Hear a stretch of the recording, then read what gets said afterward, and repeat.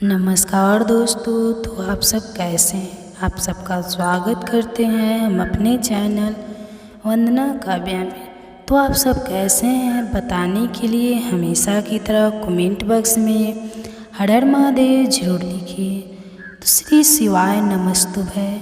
आप सभी पर महादेव की कृपा सदा बनी रहे। इससे पहले का अध्याय सुनने के लिए और कमेंट्स करने के लिए आप सबका बहुत बहुत धन्यवाद। आज सुनिए शिव महापुराण कथा में आगे का वृत्तांत, जो विश्व की उत्पत्ति, स्थिति और लय आदि के एकमात्र कारण है। गौरी गिरिराज कुमारी उमा के पति हैं, तगड़े हैं, जिनकी कृति का कहीं अंत नहीं है, जो माया के आश्रित होकर भी उससे अत्यंत दूर हैं, तथा जिनका स्वरूप अंचित है। उन विमल बोध स्वरूप भगवान शिव को मैं प्रणाम करता हूँ। मैं स्वभाव से ही उन अनादि शांत स्वरूप एकमात्र पुरुषोत्तम शिव जी की वंदना करता हूँ, जो अपनी माया से इस संपूर्ण विश्व की सृष्टि करके आकाश की भांति इसके भीतर और बाहर भी स्थित है। जैसे लोह चुंबक से आकर्षित होकर उसके पास ही लटका रहता है, ठीक उसी प्रकार ये सारे जगत सदा सब और इसके आसपास ही भ्रमण करते हैं, जिन्होंने अपने ही इस प्रपंच को रचने की विधि बताई थी, जो सबसे भीतर अंतर्यामी रूप से विराजमान है और जिनका अपना स्वरूप अत्यंत गुण है। उन भगवान शिव की मैं सादर वंदना करता हूँ। व्यास जी कहते हैं, जगत के पिता भगवान शिव, जगन माता कल्याण में पार्वती जी तथा उनके पुत्र गणेश जी को नमस्कार करके हम इस पुराण का वर्णन करते हैं। एक समय की बात है, नैमिषारण्य में निवास करने व आले सैनक आदि सभी मुंदजसा ऋषि पूछने लगे, हे महाभाग्य जी, विदे स्वर संगीता जी को साधे साधन खंड नाम वाली शुभ और उत्तम कथा है, उसे तो हम लोगों ने सुन लिया। उसका आदि भाग बहुत ही रमणीय है तथा वह शिव भक्तों पर भगवान शिव का वात्सल्य स्नेह प्रकट करने वाली है। हे विद्व, आप भगवान शिव के परम उत्तम स्वरूप का वर्णन कीजिए, साथ ही शिव और पार्वती के दिव्य चरित्रों का पूर्ण रूप से श्रवण भी कराइए। हम पूछते हैं, निर्गुण महेश्वर लोक में सगुण रूप धारण कैसे करते हैं? हम सब लोग विचार करने पर भी शिव जी के तत्व को नहीं समझ पाते। सृष्टि के पहले भगवान शिव किस प्रकार अपने स्वरूप से स्थित होते हैं, फिर सृष्टि के मध्य काल में वे भगवान किस तरह क्रीड़ा करते हुए समस्यक व्यवहार बर्ताव करते हैं, और सृष्टि कल्प का अंत होने पर वे महेश व देव के स्वरूप में स्थित रहते हैं। लोक कल्याणकारी शंकर कैसे प्रसन्न होते हैं, और प्रसन्न हुए महेश्वर अपने भक्तों तथा दूसरे को कौन सा उत्तम फल प्रदान करते हैं, यह सब हमसे कहिए। तो हमने सुना है कि भगवान शिव शीघ्र ही प्रसन्न हो जाते हैं। वे महान दयालु हैं, इसलिए अपने भक्तों का कष्ट नहीं देख सकते। ब्रह्मा, विष्णु और महेश, यह तीन देवता शिव जी के ही अंग से उत्पन्न हुए हैं। उनके प्रकृति की कथा तथा उनके विशेष चरित्रों का वर्णन कीजिए।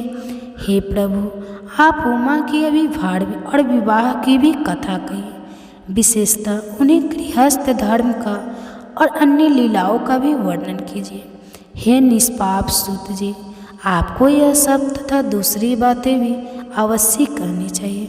सूत जी महाराज कहने लगे, हे मुनीश्वर, आप लोगों ने बड़ी ही उत्तम बात पूछी है। भगवान सदा शिव की कथा में आप लोगों की जो आंतरिक निष्ठा हुई है, इसके लिए आप धन्यवाद के पात्र हैं।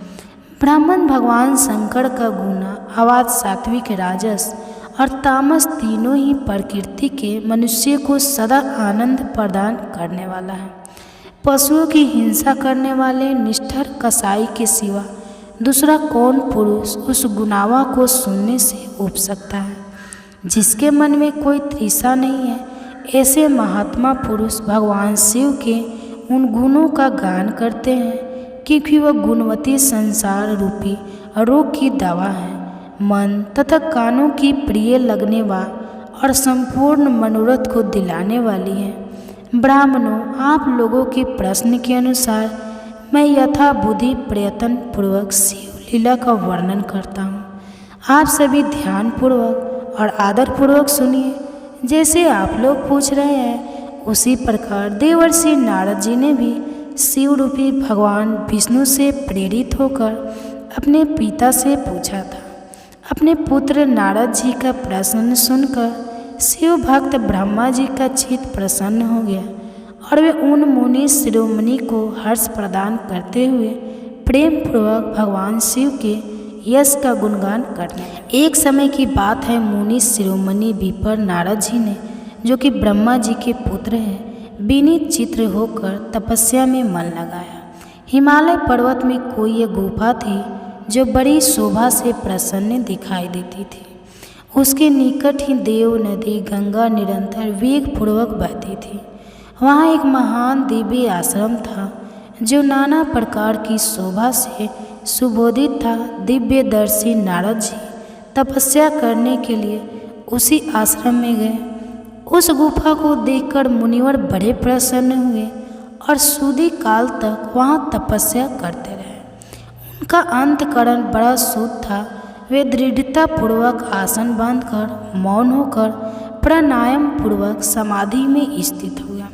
से हे ब्राह्मण, उन्होंने वो समाधि लगाई जिसमें ब्रह्मा और साक्षात कराने वाला अहम ब्रह्मास्मि अर्थात मैं ब्रह्मा हूँ, यह विज्ञान प्रकट होता है। मुनिवर नारद जी जब इस प्रकार तपस्या करने लगे, उस समय यह समाचार पाकर देवराज इंद्र काँप उठे। वे मानसिक संताप से विवल हो गए कि नारद मुनि मेरा राज्य लेना चाहते हैं। मन ही मन ऐसा सोचकर देवराज इंद्र ने उनकी तपस्या में विघ्न डालने के लिए प्रयत्न करने की इच्छा की। उस समय देवराज ने अपने मन से कामदेव की स्मरण किया। स्मरण करते ही कामदेव जी आ गए। महेंद्र ने उन्हें नारद जी की तपस्या में विघ्न डालने का आदेश दे डाला। आज्ञा पाकर कामदेव बसंत को अपने साथ लेकर बड़े गर्व से उस स्थान पर गए और अपना उपाय करने लगे। उन्होंने वहाँ शीघ्र अपनी सारी कलाएं रच डाली। बसंत ने भी मंदम होकर अपना प्रभाव अनेक प्रकार से प्रकट किया। हे मुनिवर, कामदेव और बसंत के अथक प्रयास करने पर भी नारद मुनि के मन में विकार नहीं उत्पन्न हो पाया। महादेव जी के अनुग्रह उन दोनों का गर्भ चूर्ण चूर्ण हो गया।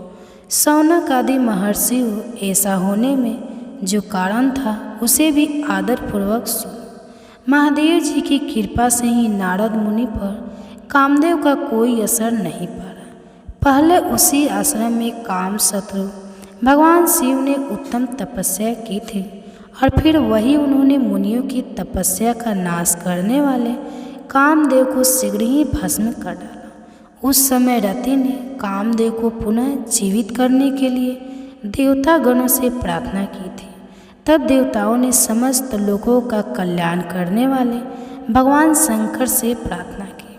उनकी प्रार्थना करने पर और कहने लगे, देवताओं, कुछ समय व्यतीत होने के बाद कामदेव जीवित तो हो जाएंगे, परंतु यहाँ उनका कोई उपाय नहीं चल सकेगा। अमरगण यहाँ खड़े होकर लोग चारों ओर जितनी दूर तक की भूमि को नेत्र से देख पाते हैं, वहाँ देख कामदेव के बाणों का कोई प्रभाव नहीं चल सकेगा। इसमें कोई संयम नहीं। भगवान शंकर के ऐसे वचन सुनकर उस समय वहाँ नारद जी के प्रति कामदेव जी का निजी प्रभाव मिथ्या साबित हुआ। वे शीघ्र ही स्वर्ग लोक में देवराज इंद्र के पास लौट गए। वहाँ कामदेव ने अपना सारा वृत्तांत और मुनि का प्रभाव कह सुनाया। उसके बाद देवराज इंद्र की आज्ञा से वे बसंत के साथ अपने स्थान को लौट गए। उस समय देवराज इंद्र को बड़ा आश्चर्य हुआ। उन्होंने नारद जी की भूरी भूरी प्रशंसा की, परंतु शिव जी की माया से मोहित होने के कारण वे उस पूर्व वृत्तांत को स्मरण ही नहीं कर पाए। वास्तव में यह संसार के भीतर सभी प्राणियों के लिए शिव शंभु की माया को जानना और समझना बड़ा ही कठिन है। जिसने भगवान शिव के चरणों में अपने आप को समर्पित कर दिया हो, उस भक्त को छोड़कर शेष सारा जगत उनकी माया से मोहित हो ही जाता है। नारद जी भी भगवान शंकर की कृपा से वहाँ चिरकाल तक तपस्या में लगे रहे। जब उन्होंने अपनी तपस्या को पूर्ण हुई समझा तब वे मुनि उससे विरत हुए। कामदेव पर मेरी विजय हुई ऐसा मानकर उन मुनीश्वर के मन में व्यर्थ ही गर्व हो गया। भगवान शिव की माया से मोहित होने के कारण उन्हें यथार्थ बात का ज्ञान ही नहीं रहा, अर्थात वे यह नहीं समझ सके कि कामदेव को पराजित होने में भगवान शंकर का ही प्रभाव का कारण है। उस माया से अत्यंत मोहित होकर मुनि शिरोमणि नारद जी अपना काम विजय संबंधी वृतांत बताने के लिए तुरंत ही कैलाश पर्वत पर चले गए। उस समय वे विजय के मध्य से उन्मत्त हो रहे थे।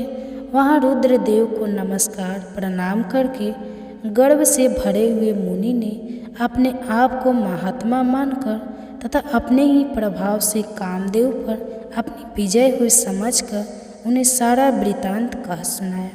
वह सब सुनकर भक्त वत्सल भगवान शिव ने नारद शीश जो भी की अपनी अर्थात शिव जी की माया से ही मोहित होने के कारण काम विजय के अर्थात कारण को नहीं जानते थे और अपने विवेक को भी खो बैठे थे।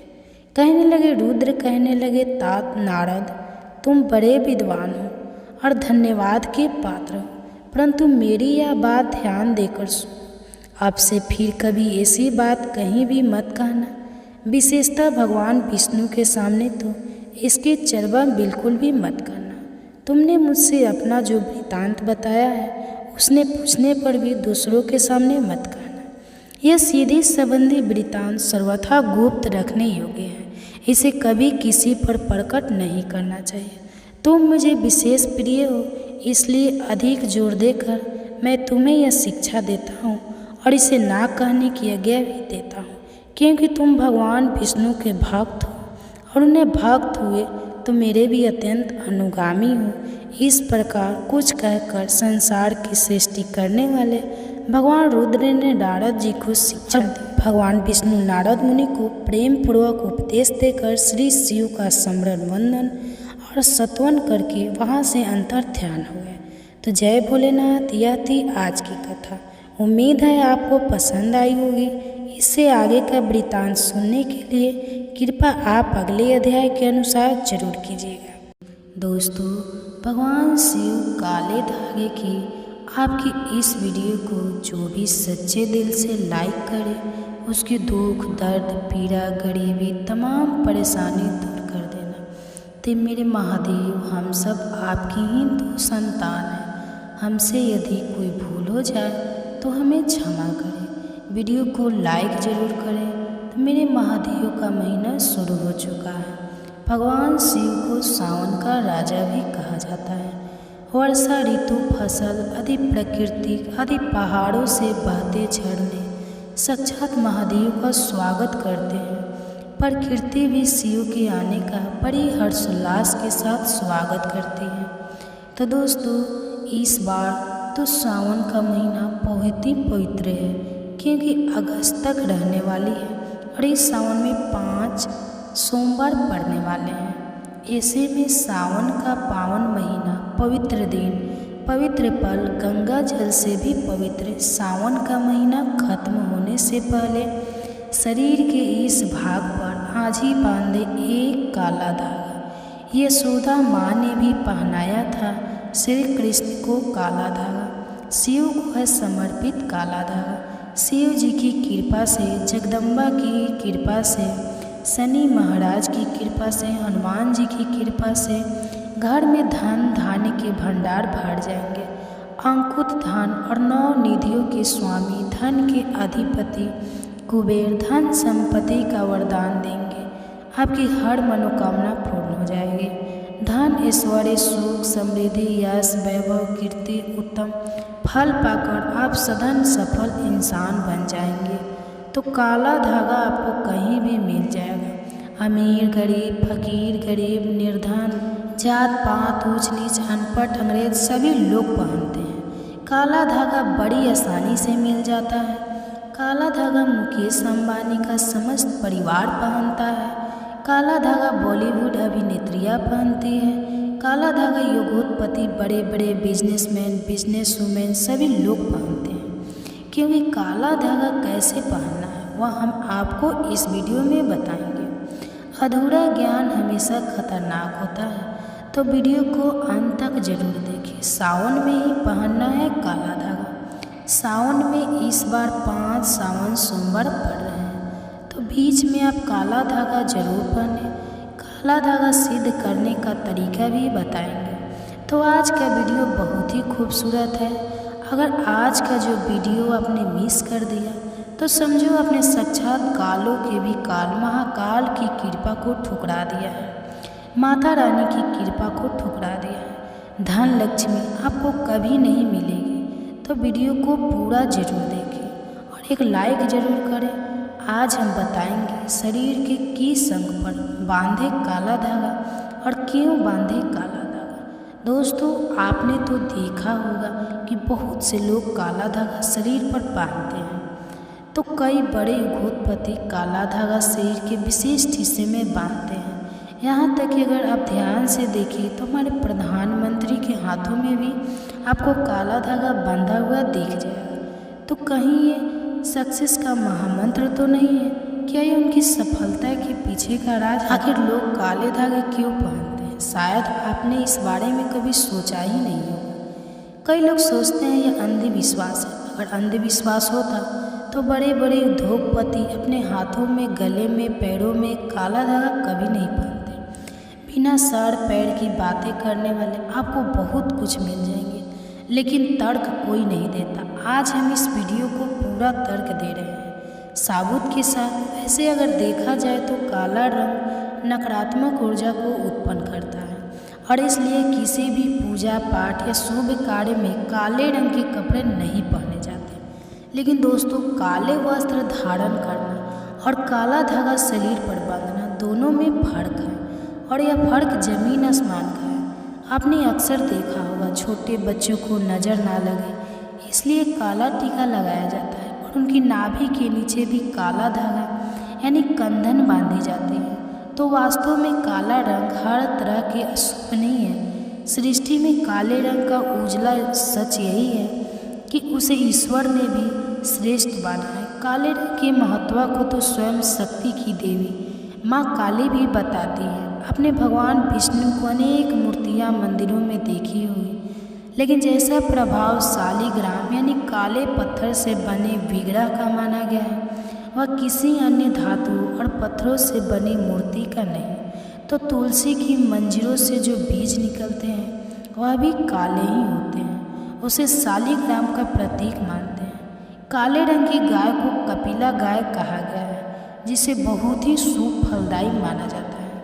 काली गाय के पैरों के नीचे की मिट्टी भी माथे पर लगाई तो पापों से मुक्ति मिलती है। काले रंग के कुत्तों का ज्योतिष में बड़ा महत्व बताया गया है। इसे भगवान भैरव का वाहन और क्रूर ग्रहों के प्रभाव को दूर करने वाला बताया गया है। साढ़े साथी और शनि की पीढ़ियों को दूर करने के लिए बताया जाता है कि काले कुत्ते को रोटी खिलाएं। दोस्तों, काले रंग का धागा अगर आप अपने शरीर पर धारण करते हैं तो इसकी सबसे बड़ी विशेषता यह है कि यह किसी भी प्रकार की ऊर्जा को आपके शरीर से बाहर निकलने नहीं देता है। तो दोस्तों, आज की वीडियो में हम एक ऐसा असरदारी उपाय बताने वाले हैं जिससे आपका जीवन सकारात्मक तरीके से पूरा बदल जाए।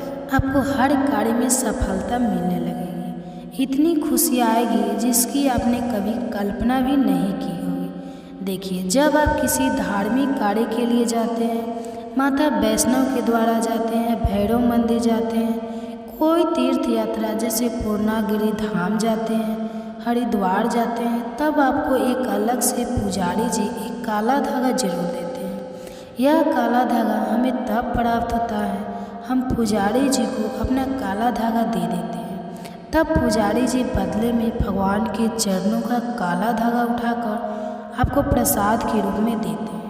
काला धागा लगभग सभी स्थानों पर धार्मिक यात्रा पर उपलब्ध किया जाता है, जो कि सिद्ध होता है। काला धागा तो बड़ी आसानी से मिल जाती है, बड़ी आसानी से उपलब्ध हो जाता है।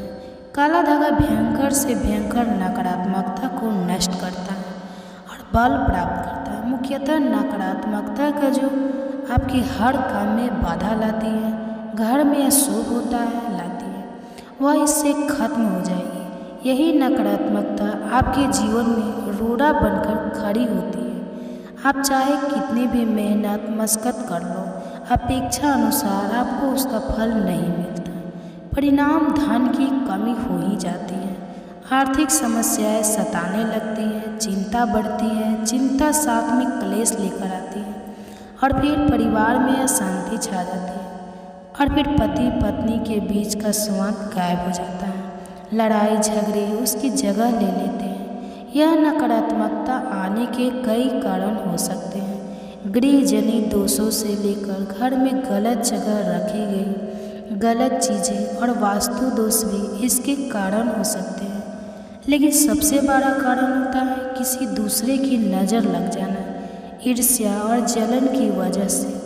ऐसा होता है हमारे ऊपर आँख गड़ाई जाती है। ऐसी नकारात्मकता हमें अपने जीवन में कभी भी आगे बढ़ने नहीं देती, हमेशा दुख और निराशा देती है। बड़ी मेहनत और लगन के साथ हम कार्य करते जाते हैं, फिर भी पर्याप्त सफलता हमसे कोसों दूर होती है। लेकिन आज का यह उपाय ऐसा प्रभावशाली है जो आपके ऊपर कोई भी नकारात्मक शक्ति हो हावी नहीं होने देगा। जनित दोषों को दूर करेगा, उनमें शुभता लाएगा, जिससे आप अपने लक्ष्य को पा सकते हैं, भाग्य का लेखा जोखा प्रत्यक्ष में ला सकते हैं। तो आगे बढ़ने से पहले अभी तक आपने कमेंट बॉक्स में अपनी राशि को नहीं डाला है तो राशि भी डाल दीजिएगा। यदि हमारे पास कोई उपाय होगा जिससे आपका भला हो सके तो वह आकर हम आपके कमेंट्स की रिप्लाई में जरूर बता देंगे। वीडियो लाइक करना ना भूलें। यह उपाय करने के लिए आपको चाहिए होगा रेशमी या सूती काला धागा। थोड़ा सा हटके उपाय है। काला धागा बांधने की प्रथा आज की नहीं है, कई सालों से इसे हाथ पैर गले और बाजू में बांधा जा रहा है। तो मूल रूप से इसे नज़र से बचने के लिए, शरीर में बल प्राप्त करने के लिए, कमजोरी को दूर करने के लिए, दुश्मन से बचने के लिए बांधा जाता है। दरअसल काला धागा और भी कई मुसीबतों समस्याओं से बचाकर व्यक्ति को अमीर तक बनने के काम करता है। तो दोस्तों वास्तव में हमारा शरीर पंच तत्वों से मिलकर बना है। यह पंच तत्व है पृथ्वी, आयु, अग्नि, जल और आकाश। इनसे मिलने वाली ऊर्जा हमारे शरीर का संचालन करती है। इनसे मिलने वाली ऊर्जा से ही हम सभी सुख सुविधाओं को प्राप्त करते हैं। जब किसी इंसान की बुरी हाय और नज़र हमें लगती है तब इन पांच तत्वों से मिलने वाली संबंधित सकारात्मक ऊर्जा हम तक नहीं पहुंच पाती। इसलिए शरीर पर काला धागा बांधा जाता है। काला रंग नज़र लगाने वाले की एकाग्रता को भंग कर देता है। इसके कारण नकारात्मक ऊर्जा आपको प्रभावित नहीं कर पाती है। बिल्कुल डंके की चोट पर शास्त्र में कहा जाता है कि जब पंच तत्व अच्छे से काम करते हैं तो उसे राजा पाठ विशेष दान प्राप्त होता है, राजा की गद्दी प्राप्त होती है। तो दोस्तों इसको अलग अलग तरीक़ों से उपयोग में ले सकते हैं और उसी के अनुसार आपको उतना लंबा धागा लेना है। यह काला धागा नकारात्मकता को अवशोषित कर लेता है। काला रंग बुराइयों को अवशोषित कर लेता है, उन्हें सोख लेता है। और इसी कारण अक्सर आपने देखा होगा कि घर के बड़े बुजुर्ग में जब आपसे घर में कोई छोटा बच्चा होता है तो उसको किसी की नज़र ना लगे इसलिए काला टीका लगाते हैं। काला टीका पैरों से लेकर हथेली, माथा और गले के पीछे लगाया जाता है। शादी के समय भी दूल्हे दुल्हन को काला टीका लगाया जाता है। यह काला रंग सदैव बुरी शक्तियों से रक्षा करता है। तो सावन सोमवार या सावन के किसी भी समय काला धागा लेकर आपको नज़दीक के किसी शनि मंदिर या हनुमान जी के मंदिर चले जाना है। अगर आप शनि मंदिर जाते हैं तो शनि देव को जो सरसों का तेल चढ़ाया जाता है उस तेल में काले धागों को थोड़ा सा डुबो देना है या फिर थोड़ा सा वह तेल उस धागे पर लगा देना है। अगर आप हनुमान मंदिर जाते हैं तो हनुमान जी के चरणों का सिंदूर इस धागे पर आपको लगाना है और साथ ही आपको धागों में 7 गांठें लगानी है। प्रत्येक गांठ लगाते समय एक समस्या के निराकरण की विनती आपको भगवान से करनी है। तो आपके जीवन की बड़ी 7 समस्याएं 7 गांठें लगाते वक्त आप भगवान को बता सकते हैं, लेकिन याद रहे सावन में ही यह करना है। आपको धन विषमयक समस्या हो, कार्य में अड़चने आती हो, संतान से जुड़ी कुछ परेशानी हो, कर्ज बढ़ता जा रहा हो, पारिवारिक जीवन में क्लेश कला हो, हर एक समस्या भगवान को बताते हुए एक गांठ बांध ले। इस तरह से आप 7 समस्याओं है तो 7 गांठ लगा दें।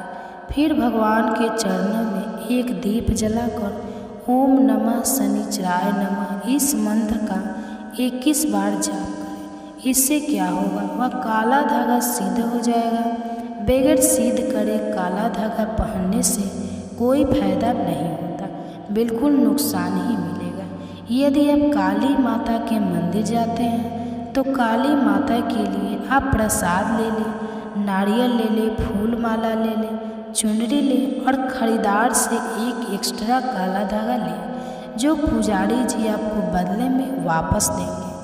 काली माता के पास जब आप जाए तो पुजारी जी को प्रसाद दें और वहाँ पर जो पंडित जी होते हैं, पुजारी होते हैं, उनको काला धागा दे दें और उनसे कहें यह काला धागा हमें अपने बच्चों के लिए चाहिए या अपने लिए चाहिए या जो बीमार है उसके लिए चाहिए। तब पुजारी जी उसी के अनुसार उस काले धागे को सिद्ध करते हैं और आपको देते हैं। आपको जो समस्या है काला धागा लेते समय पुजारी जी को वही समस्या बताए, तभी ही आपको काले धागे का विशेष फल मिलेगा और वैसा ही आपका काम करेगा। काला धागा माता के चरणों से मिला। काला धागा जो पहनता है उसकी कुंडली के बारे में न्याय हो जाते हैं। दुश्मन भी आस पास नहीं भटकता। नज़र दोष, प्रीत दोष, काल सर्प दोष, शनि का दोष भी, मंगल दोष भी नहीं सताता। बच्चे जब पहनते हैं तो नहीं डरते हैं, आराम से सो जाते हैं, फ्रेश होते हैं, बच्चे उनकी तंदुरुस्ती बन जाती है। तो दोस्तों, अगर आप सावन के समय किसी भी दिन हनुमान जी के मंदिर जाते हैं तो एक बार आपको पहले आसन लगा लेना है और फिर हनुमान चालीसा का पाठ करना है और अपनी सभी 7 समस्याएं बताते हुए काले धागे में 7 गांठें लगाएं।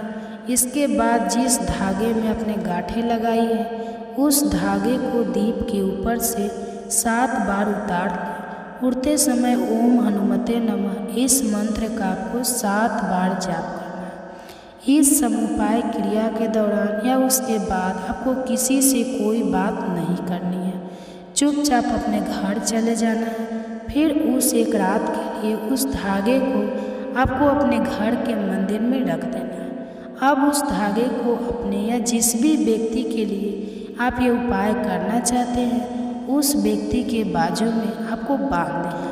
अगर आपने बड़ा धागा लिया है तो आप अपने परिवार के सभी सदस्यों के बाजू में यह बांध सकते हैं। यह एक रक्षा कवच की तरह काम करता है। तो इस बात का ध्यान रखें कि इस धागे में से किसी भी गांठ को कैंची या ब्लेड नहीं लगानी चाहिए, नहीं तो ये अशुभ माना जाता है। तो दोस्तों, ये वीडियो आपको कैसी लगी कमेंट्स करके ज़रूर बताएं। अगर वीडियो अच्छी लगी हो तो वीडियो को लाइक करें और कमेंट बॉक्स में हर हर महादेव जरूर लिखें। तो वीडियो को अंत तक बने रहने के लिए धन्यवाद।